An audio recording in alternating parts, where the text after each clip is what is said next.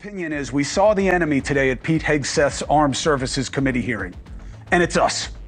Not you, but the toxic game of division played by the people who we put in power. All right, so let's dive into Pete Hegseth's hearing debacle. So Chris Cuomo had some thoughts on it, and predictably, he's stirring the pot. Chris says that the hearing was a missed opportunity for both Democrats and Republicans. Why? Because according to him, the Democrats focused too much on Hegseth's infidelities and drinking habits, rather than hammering him on policy or military qualifications. Or would your top concern be his marriage? Is your biggest fear that an army of trans folk are going to take over? Because those were the concerns that the most deliberative body in the world focused on today. Chris thinks that they were just grandstanding for political points, and he threw in a line that Pete isn't interviewing to be the Pope, so who cares about him cheating or his 3 marriages? Now let's pause it right here. Chris, buddy, you got this all wrong. Sure, Pete isn't interviewing to lead the Vatican, but come on. The way someone conducts themselves in their personal life absolutely bleeds into how they'll handle a position of power. This isn't about who he's dating or what he does in his free time. It's about accountability. If Pete can't honor a basic commitment to his spouse, how can we trust him to honor commitments to the American people?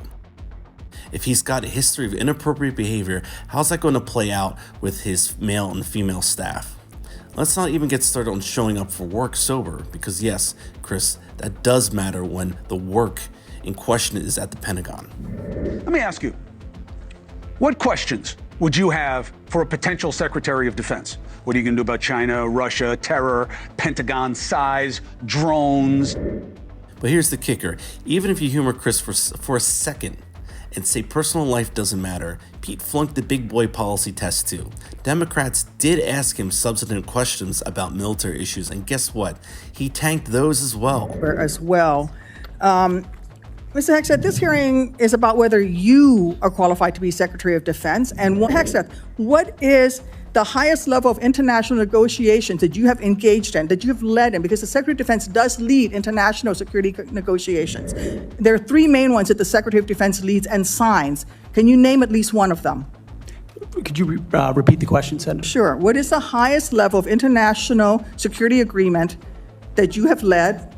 And can you name some that the Secretary of Defense would lead? There's 3 main ones. Do you know? I have not been involved in international security arrangements because I have not been in government other than serving in the military. So my job has been to the answer is no. Can you name one of the 3 main ones that the Secretary of Defense signs? You're talking about defense arrangements. I mean, NATO might be one that you're referring to. Status of Forces Agreement would be one of them. Status of Forces Agreement. I've been a part of teaching about Status of Forces Agreements. But you don't remember to mention it? You're not qualified, Mr. Hegseth. You're not qualified. This guy was out of his depth on both the personal and professional fronts. So Chris, maybe let's not frame this as a partisan problem. This isn't about scoring political points. It's about making sure the people running our country are competent and trustworthy. Pete Hegseth is neither.